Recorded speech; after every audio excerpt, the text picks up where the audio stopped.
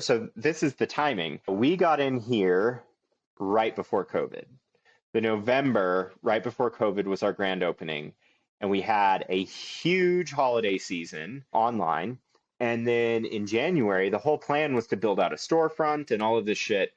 And then by February, COVID happens. And it's like, oh shit, like we're not selling in person. That doesn't even make any sense. So we're like, okay, we're going to lean into this. We are going to pivot and dedicate all of our energy to selling online and just because I was terrified. I graduated in college right before 2008 recession and I quit my job fucking before COVID. So I don't have the best timing in the world, but You. maybe I do that because yeah, we were terrified. Like we shut the studio down for a while, like even just the two of us in the studio because we just didn't know what the hell was going on. But then by that summer, it's going so crazy. And I'm standing at a table doing basically like some of the grunt work, some of the kind of more repetitive, tedious stuff with my brother. And he looks at me and this isn't worth your fucking time. You need to hire more people. Yeah. And I was a little skeptical, but then a week and a half later, my wife came to me and said she was pregnant. And I was like, ah, shit, it's time to hire people. Obviously, the plan. I know, but okay, so that's a great point to bring up because that's how this has to work. You have to be able to manage those expenses but at some point, it's hope for the best. Like, now I have 5 employees, 1 full-time, 4 part-time, 2 studio rentals, utilities, materials, all of this stuff. Like when I first started this, the overhead was nothing. I was in my basement. It was me alone. I paid $60 for a kiln firing. I could make my old salary at CU Boulder not effortlessly. It was still a ton of work, but compared to everything that I do now, it was a fairly chill lifestyle, just making pottery in the basement and selling it. What was your margin mug back then versus your margin now? I assume it's tighter. Or maybe not because your prices have gone up. Has the margin stayed It's about not. We have found the margins have stayed around the same. It's hard to say exactly the margins because back then I wasn't really paying myself. When it was just me, it was an LLC and the money is just mine. Yeah. So it was like, it's hard to say what your profit margin is because all the profit was my income. Can I ask you a quick side question on that you brought up? At what point did you say, oh, let me incorporate? You obviously, let me treat this as a business and incorporate because the people listening to this, I assume, early upstart, like those are like, when did you make that choice? Yep. And the key to that is get an accountant. I was a sole proprietor LLC for the first couple of years. And then as soon as I hired my brother for the first 6 months, I was paying him as a contractor because we hadn't figured out exactly how to do it. And then that January, right after the holidays, we found an accountant that we still use. He's awesome. And we had him into the studio and we told him everything, showed him the numbers. And he was like, you absolutely should incorporate. Like if you're going to have more employees than just yourself, you should incorporate. That was his advice at the time. Obviously, it's not I don't know anything about that I know very little about the accounting stuff, but like finding an accountant has been one of the best business decisions I ever made. Finding people who are smarter than you and better than you at the places. Yeah. I have to say, I found a great accountant who I live and die by. Yeah. So some of the stuff that this guy does at the end of the year, I'm like, I thought I was going to have to throw another 12 grand at this. And he's like, no, you're getting 4 back. And I'm like, what are you talking about, sir? It's what just people crazy. Don't realize is good accountants are more of artists than we are. Yeah. A good accountant is a different type. Some of the stuff this guy tells me, I'm like, that's a thing? It's just crazy.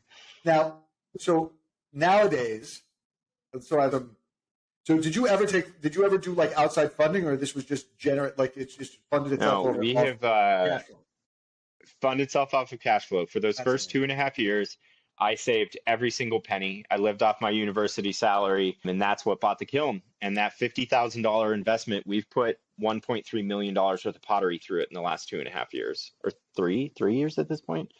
So it's like, I'm absolutely terrified of debt. I have my mortgage, and that's it. My brother and I, throughout our adult lives, we talk about finances all the time. It's great to have someone very intelligent to talk about with these things. But yeah, it's all been funded. I think at one point my brother said we move at the speed of cash. If we need something, we save up for it. At this point, I have a disturbingly large financial safety net, because I am terrified of the day I ever have to fire anyone. I've been working with these people for a while, and I hope it never happens. But if it does, it at least won't be just a catastrophic crash. I'll be able to keep paying them for a while, even if I know that I have to let them go for whatever reason, and just to keep it afloat. Because I have a 18-month-old now. My wife's not working right now. My brother's livelihood depends on me. Yeah, I'm sure your nut keeps growing every month. Like, I'm sure you have. So that's my next question. I'm always curious, what do you spend these days? What do you spend the most money on, and what do you spend most of your time doing? I spend the vast majority of money on technology and equipment for the studio. I have always been a tech toy person. Okay. And now I get to buy those things as a tax write-off, so it works out very nicely.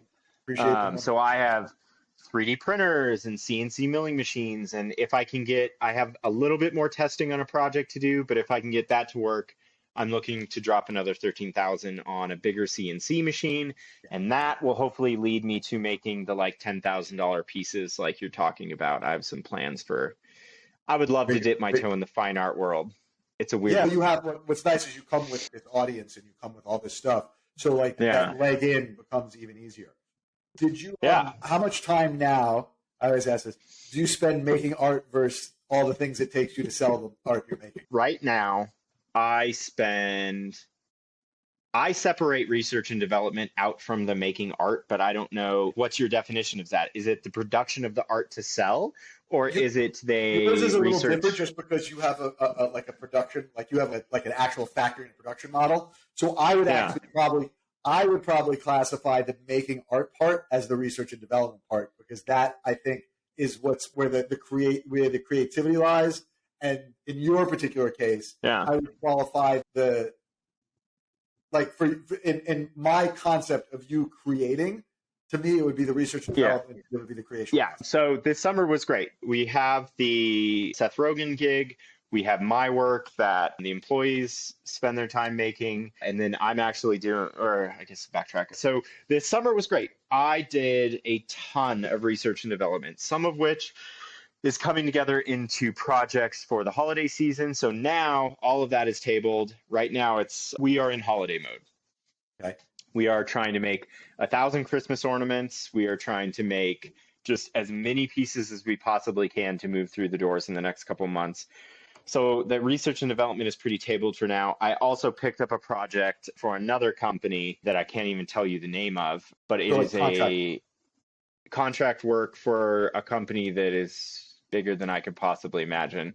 Okay. It's something that will never see the light of day. It's an internal project. It's taking up a bunch of time. So my own work and my research and development shifts based on whatever comes my way, because I am still interested in seeing exactly where this can go. It's interesting. No one ever comes to me. I don't mean anything bad by this, because it doesn't bother me at all. No one ever comes to me for my art. They either come to me to talk business, or they come to me to talk development and production, which that's fine. I'm fine being known as someone that is really good at production, really good at developing products, and someone that is good enough at business to talk about it on a podcast. Yeah, for sure.